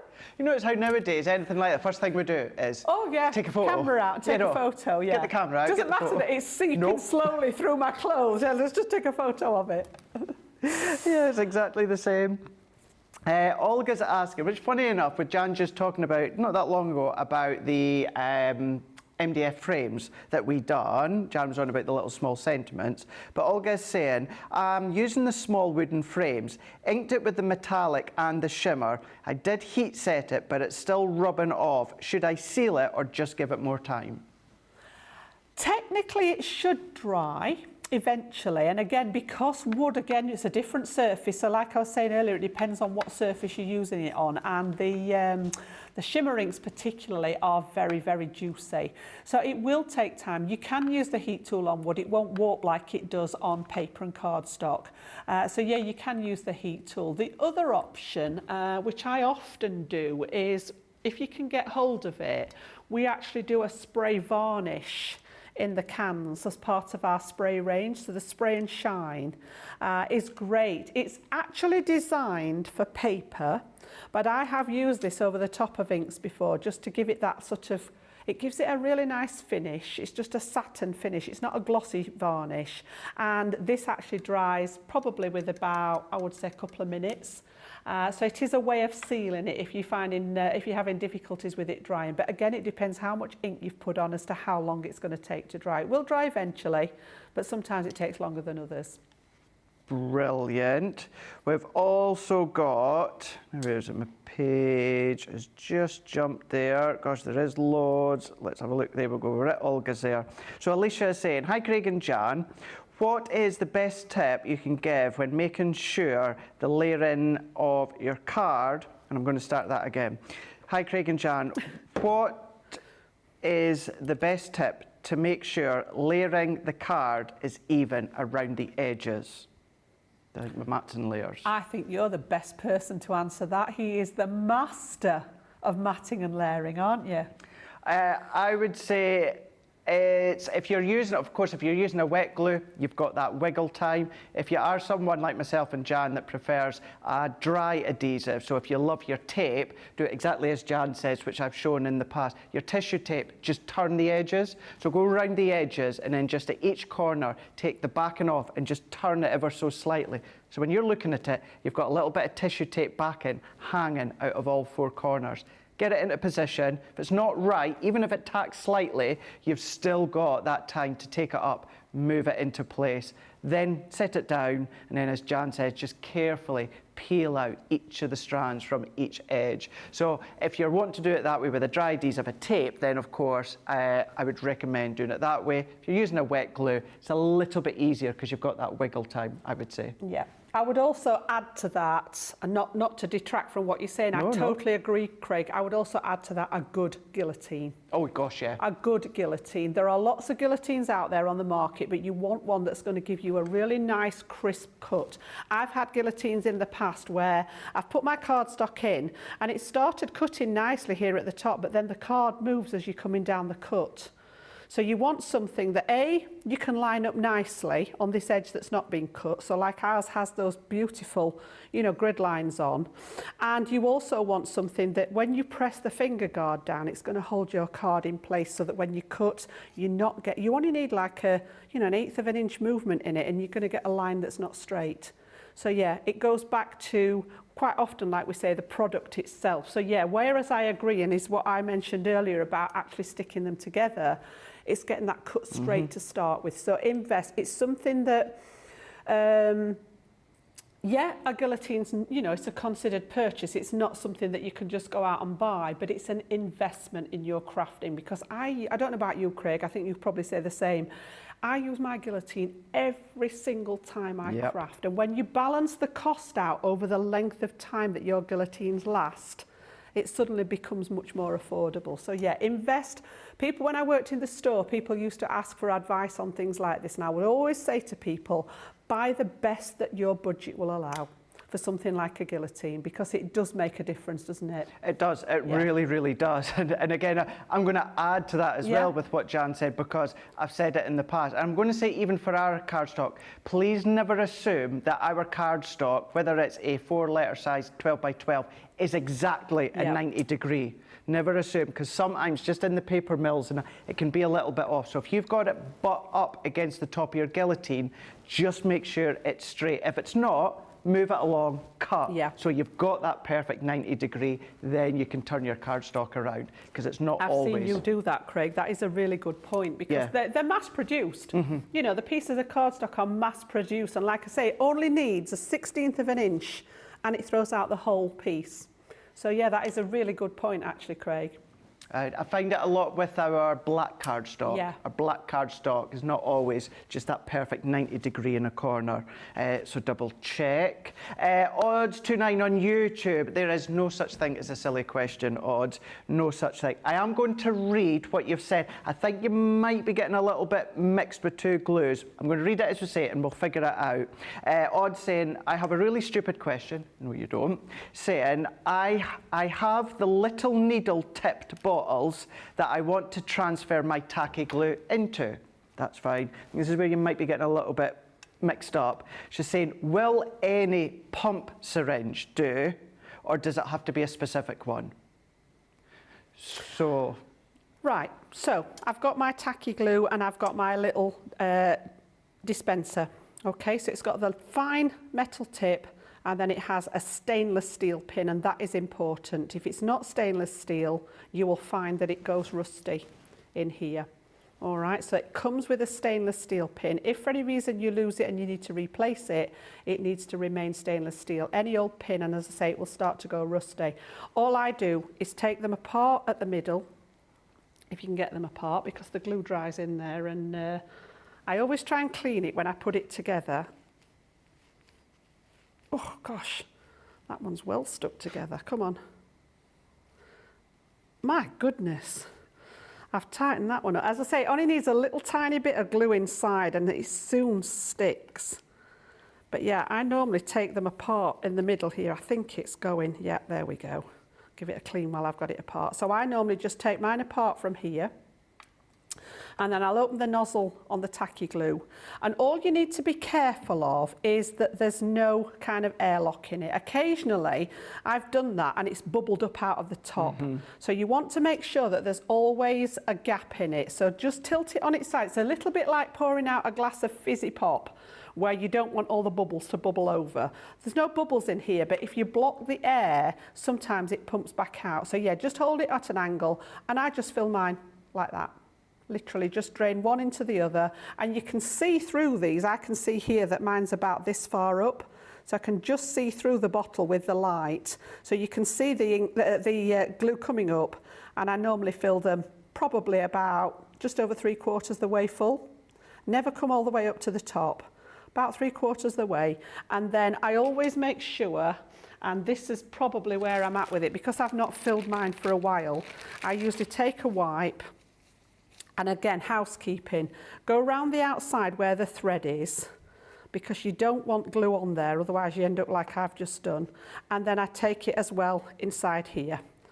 All right, if it's new, obviously you won't need to do this step, but make sure that you've got any that's built up inside it. I've got some little tiny glue bits inside here that have dried inside it. So any of these little bits, get rid of them and make sure it's as clean as you can get it before you stick that back together.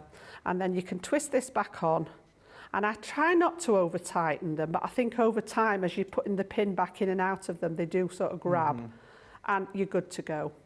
There you go. Yeah, and I just find with that fine tip on it, it's a little bit easier. And if I'm honest, I think it uses less glue as well. I think so as well, I think we all completely overuse glue. I think I'm guilty of it just like everybody else. And just having that very fine tip applicator controls how much glue comes out at any one time. So I hope that helps. If that's not the answer that you were looking for, then, you know, give us a message back. There is no such thing as a silly question. And like I said, 9 times out of 10, you can bet someone else has sat there at home wondering the same thing, For sure. but haven't been brave enough to ask. So yeah, so Odd, when it comes to using the tacky glue into the little applicators, you don't need a syringe for that one, so don't worry about that. Rachel, you know, good question here, because some people might think the same, and that is Jan. In the new everyday wax seal kit, what's the purpose of the blank seal? That's a very good question. It is, very good question. That is a very good question. And I must admit, when I looked at them, I was puzzled by that. I haven't watched the launch show. Did Debbie cover it on the launch show? Do you know? Don't know.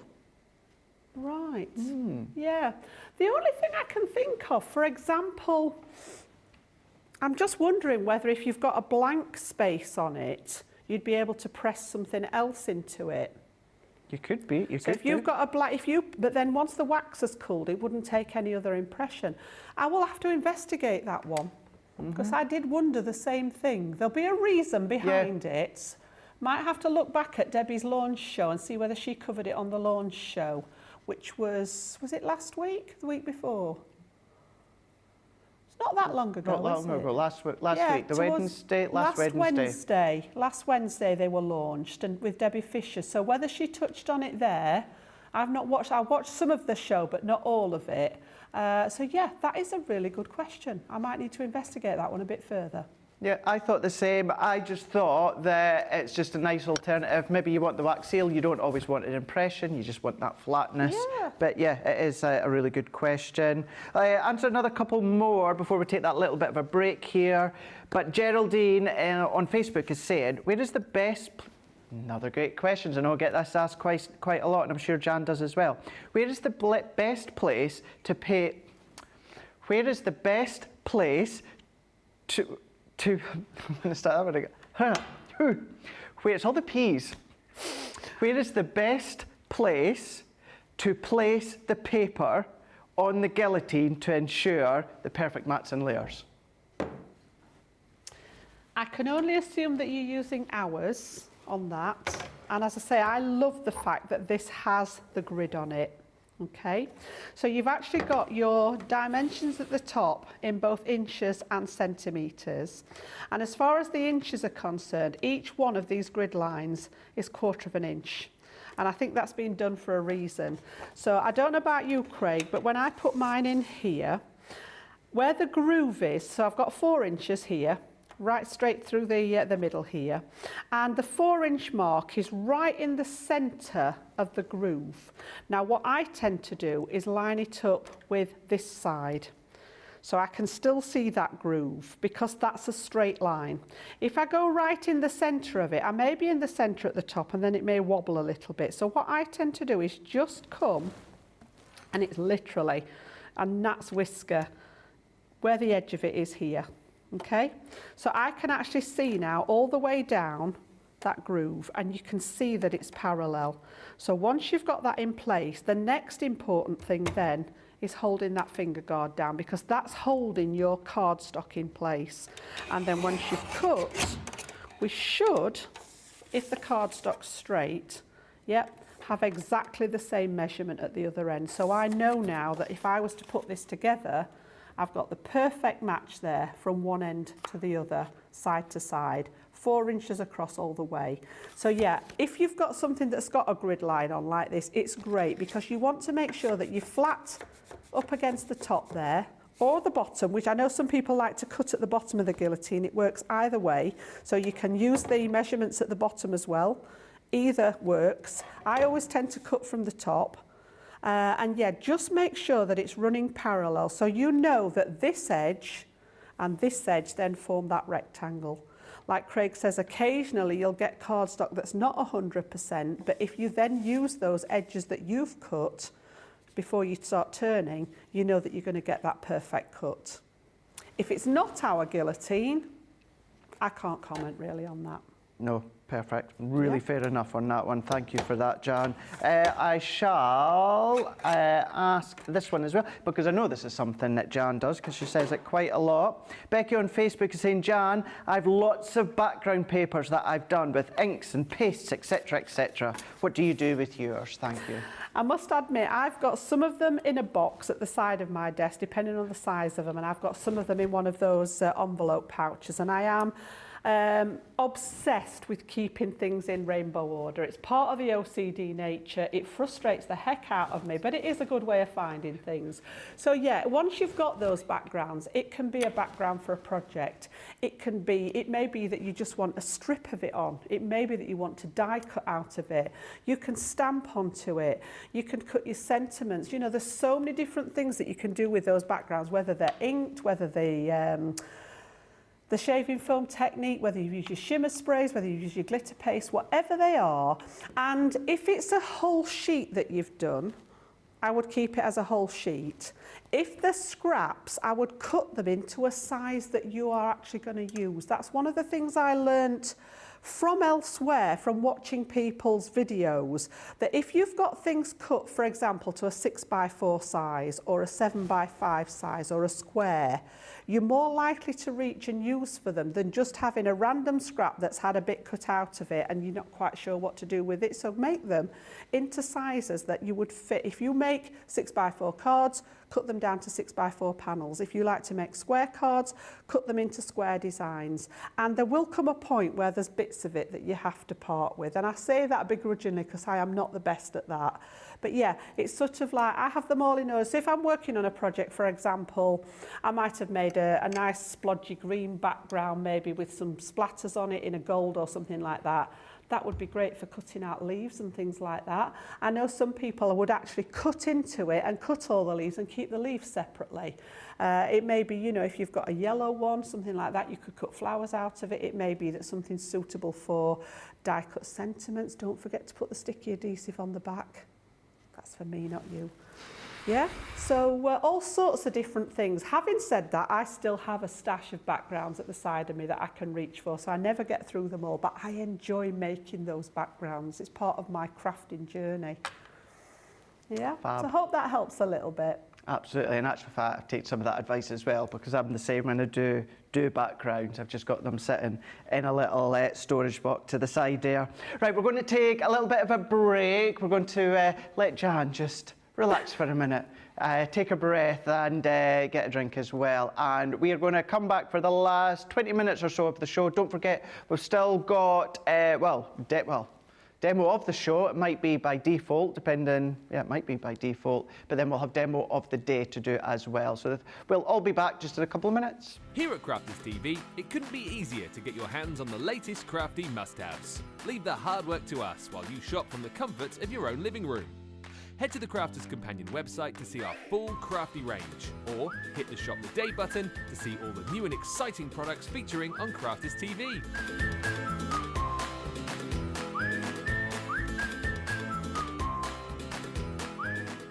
Once you've filled your cart, leave it to us to get your crafty goodies to you in super quick time, so you can get on with being creative. Crafter's Companion, making crafty shopping a breeze.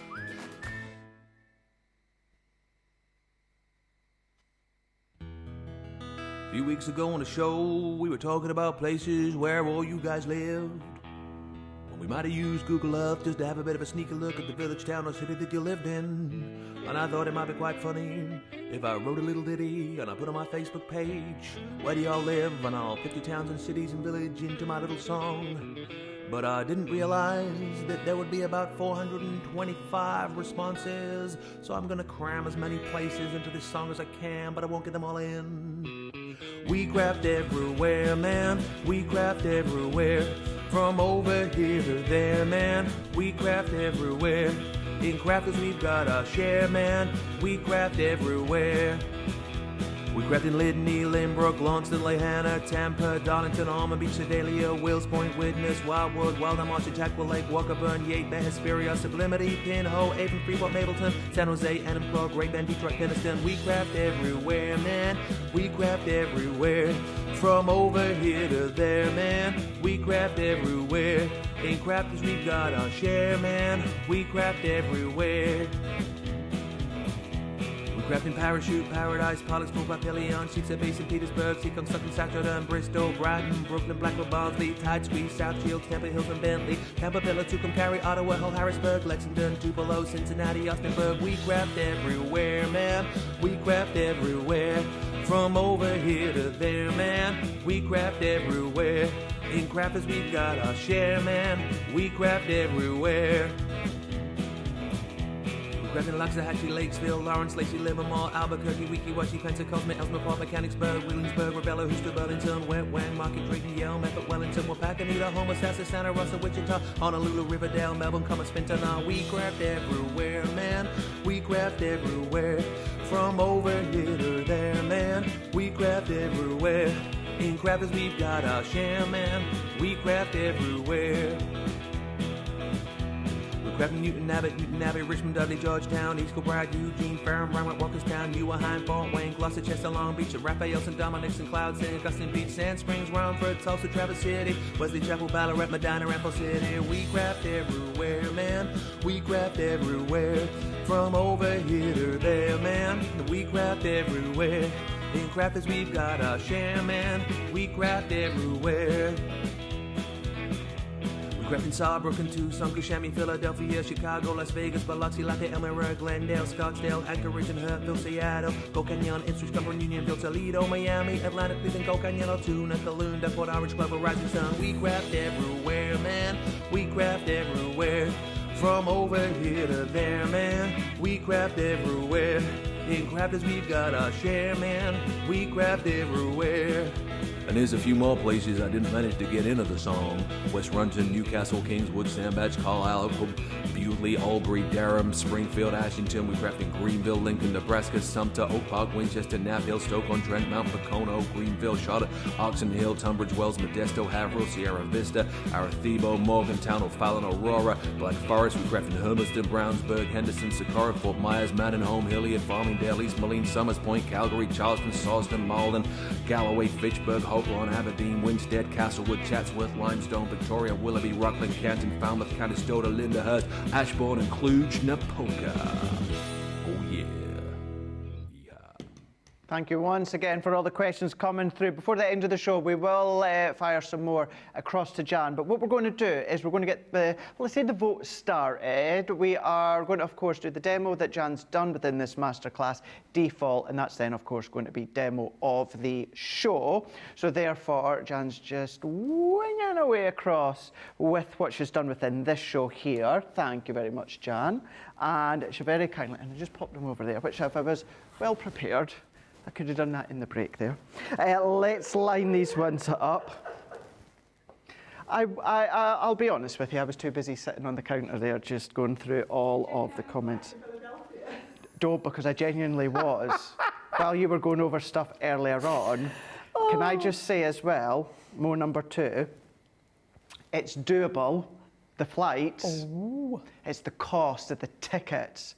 because it's a 2-nighter. I would have to go to both nights. I can't just go to one. Yeah. I can't pick, do I go night 1 or night 2? So let's just say the cost of both tickets for both nights is about, it's about triple the cost of what the plane ticket would be. Oh, wow. Yeah. I know. Oh. I know. So, yes. I love that you've actually checked it out. I have actually checked. I sent Nicola, I'll show you the screenshot afterwards. I sent Nicola a screenshot of the planes, yeah. Newcastle to Philadelphia. There you go. Stay over for 2 hours in Heathrow. Anyway, probably won't happen. Anyway, right, enough. Let's have a look at demo of the day. 3 incredible demonstrations, of course, as we expect when Jan is here.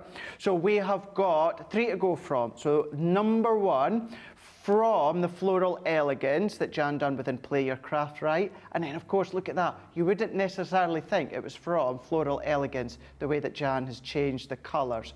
So you've got number 1, Floral Elegance. You've got number 2, that incredible craft along that Jan done within the middle of the day here, also from Floral Elegance, number 2.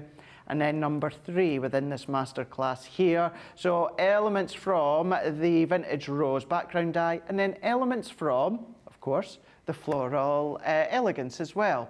So 3 to choose from as normal. So you've got number 1, number 2, or number 3. There we go. That's demo of the day. You've got a couple of minutes just to get your votes in, and Susie will send them through. So I'm just going to move them ones out the way for now. What we're then going to do is we're going to have a look at something else that's been selling well today, and we've not shown it.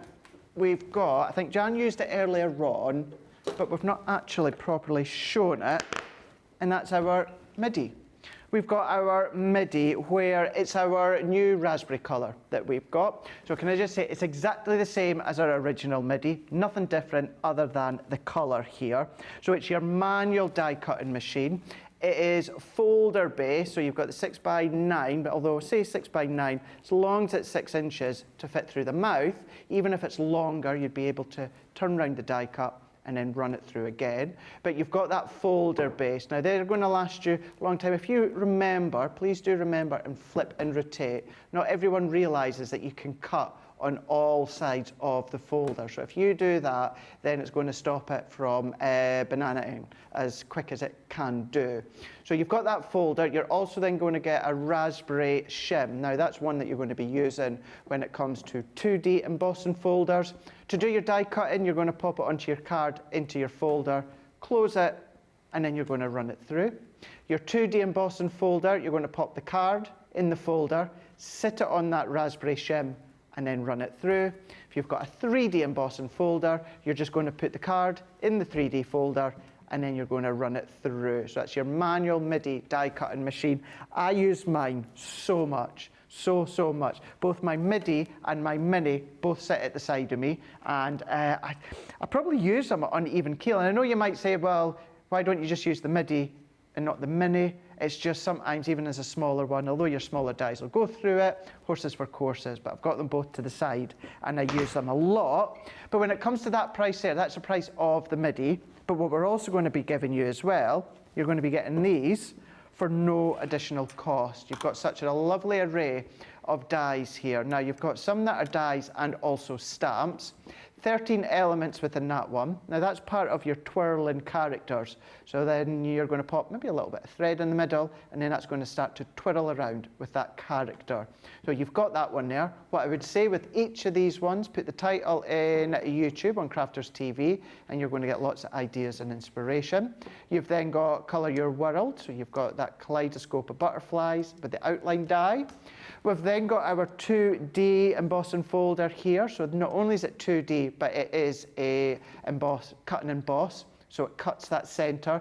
Just to say, when it comes to something like the Midi, even although it's got a cutting element in it, you still treat it as a 2D embossing folder, because that's exactly what it is. So you've got your 5x7 2D folder. You've then got, something that I've never ever seen before. Lovebirds. Never seen that one before. Oh, you're going to get that. You're not going to get that one because that's going in my pocket. I'm joking. I've generally never seen that one before. That's a lovely die that you've got. 2 die. I think that'll cut in and cut out, or a matte and layer anyway. You've then got, from Sharon Callis, sentiment stamps there. You're also then going to be getting now that one there. So it's a 3D folder that you've got, 4x6. So remember, you don't need anything with the MIDI. Just pop your card in the middle and run it through.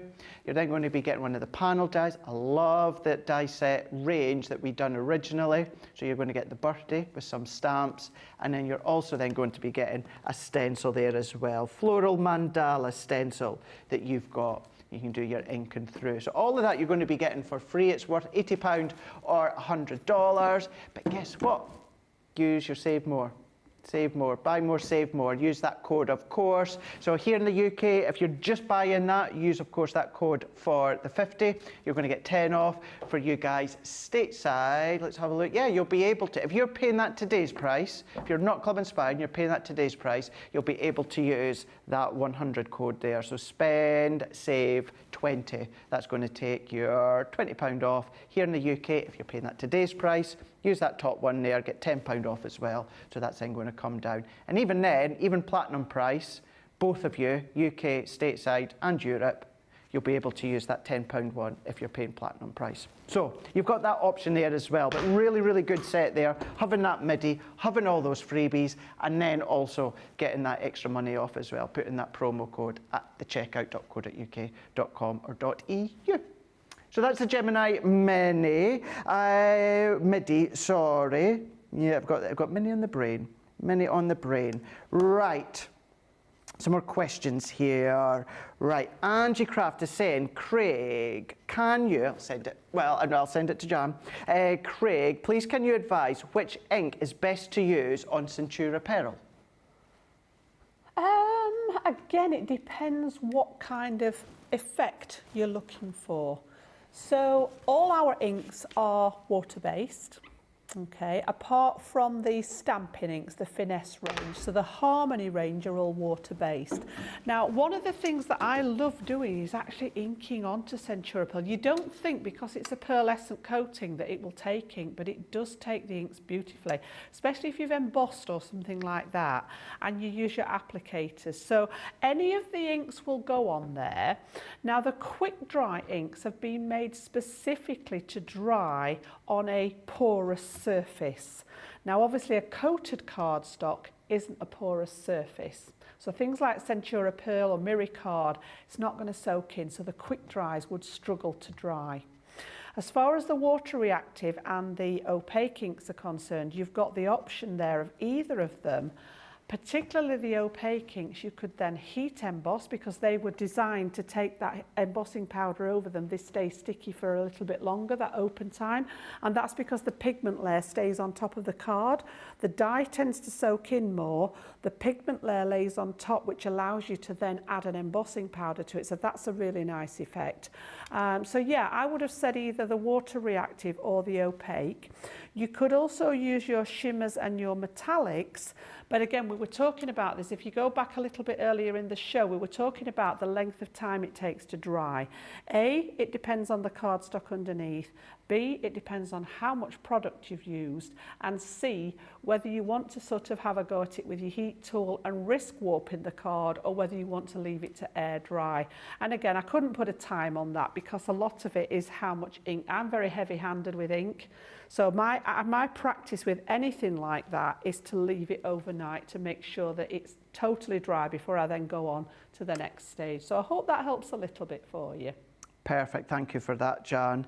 We've got Christine Baker on Facebook is saying, when creating a card, do you start with the layers or the card base for determining the size of your card? Good question. Absolute good question. Yes, so it depends. Sometimes I may have a focal point. So for example, the card that I've just made, that die size was around about 5 3/4 inches square.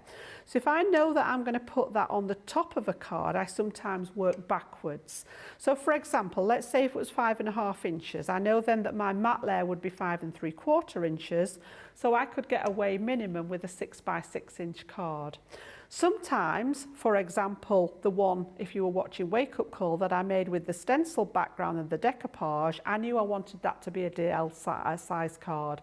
So I started with my card base and I cut my mats and layers accordingly and then did the stenciling on that top layer. So it depends what I'm working with. Sometimes it's the embellishment or the top part of the card that dictates the rest of it underneath. Sometimes I know for certain that I want to make, for example, a 7 by 7 inch card, and then I would work in from the mats layers and whatever I'm going to put on top of it. So yeah, there's no sort of hard and fast rule for that one as to which way around you would go. Perfect. We've got Connie is saying, Jan, do you ever add water to the tacky glue to get it to flow better? I've never found the need to. No. The one thing that I would recommend with tacky glue, because it's water-based, is before you use it, even if you're working on a day-to-day basis, is to give it a good shake. Okay? You need to mix it, because when it sits, whether you lay it down or whether you're standing it up, the water can sometimes separate. And sometimes when you squeeze it out, you get that really, really runny, and you think, oh, what's happened to my glue? It's just the water in it that's separated out. So give it a really good shake to mix that content, and you should, but I've never found it necessary. As long as you make sure that it's sealed tightly when you leave it, you shouldn't have any trouble with the content. So no, I've never added water to mine. I don't know about you, Craig. No, never, no. My only thinking was that if you were to do that, keeping in mind what Jan said earlier on when she was explaining about glue, you're adding more water content to it. From the point of view it's seeping into your cardstock, yeah. But yeah, I've never had to do that. We've got Gwenda Gain. This is a really good question. I'll send it to Jan. She might send it back to me, of course. But saying, when it comes to the small letters that we've done for the foil press, can you use them in the blank wax seal circles? Oh, good question, isn't it? Oh, now there's one for thought. I like that idea. I like it as well. Yes, I've I not really tried do like that, but no. I shall put that on my to-do list, because they're like a little stamp, aren't they? They're going to make an imprint. You could actually put initial. Oh, yep. I like that one. Yes, that's one worth trying. Definitely worth trying. I like that as well, and that's one that I'm going to be trying as well. I'd never thought of that, and I like that idea. Yes, you could literally press anything into it, couldn't you? Really, anything that's not going to stick to it. So something metal would work extremely well, obviously. But yeah, into that wax, you know, if you didn't want that seal shape, you could press several things in there to create the impressions. But that is a terrific idea. I like that. I like that as well. That's just got my head buzzing now. Just even taking that to the extent of alphabet dies. Yes. Not just the little tiny heat press ones. Just alphabet dies in general, you could actually press.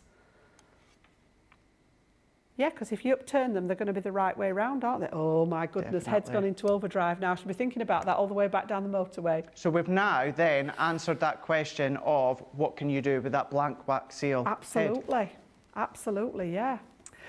Rightio, well, still questions come through, but we have got, Jan, to 21 questions answered. Oh, thank you so we didn't much. Quite beat the fish. We tried. Can I just say, though, that the love for the show and they love to see what you do, Jan, but they've absolutely loved soaking up your knowledge and the questions that you've been answering. And it's all stuff that I've learned over the years. I've been crafting a very long time. I'm into like 20 plus years now. And I watch a lot of videos, including our master over there. I sit and watch his videos. We try and support each other. We do. And I still learn things to this day. You know, we're labelled a craft expert in our role here as a demonstrator, but there are still things I learn every day from watching other members of the team, from watching videos, reading magazines and stuff like that. So yeah, there's always something out there to learn. I'm definitely taking that idea now with the letters in the wax. That's going to be one that I need to try when I get home and get back to my craft desk. It's going to be fun. It's going to be a lot of fun to try that one. We're just about out of time, but we've got our result is in for demo of the day, and it could have gone to any of them, but I'm not surprised, Jan. It is number 2. It's your craft along. Thank you, guys. Your craft along. It was a nice one. I enjoyed doing that one today, because I quite often go for more 3D projects for craft alongs, but I enjoyed making the card, yeah. Well, we've enjoyed it seeing you doing that. As always, Jan, I absolutely love it when I'm on with you. I know, I've enjoyed the last 2 weeks I must admit. And then I'm back again next Sunday. I've got a first look again. I've got something new to show you guys next Sunday. And if there was any day to tune in, you know what it's like. It doesn't happen often, but when Debbie and Jan are together. Yeah, we've got some catching up to do. Yes, and well, you know what we're all like. We tend to catch up live on air, so you know you never know what's going to happen. But yeah, it's going to be a lot of fun, that's for sure. Again, thank you so much, Dan. Really appreciate it. Thank you to Nicola as well, as obviously James as well, Tracy, and of course Liv. Other than Jan, we're all going to be back tomorrow. Corin's going to be here tomorrow. She's going to be here into Monday as well. So what have we got tomorrow? We've got a first look, we've got a craft along, and then we've got Second Chance Sunday, or is it a masterclass? It's a craft. No, I don't. Oh, we need to check this before we actually. No. First look, craft along with the easel card drawer set, and then we've also got Second Chance Sunday. Just as well, we don't rely on our producer, who knows diddly squat. Have a lovely rest of the evening here in the UK. Have a lovely rest of the day for you guys stateside and beyond. You can always go back, watch on YouTube, check out the website, check out your basket, check out, of course, that Buy More, Save More, and we will see you tomorrow. Doodles.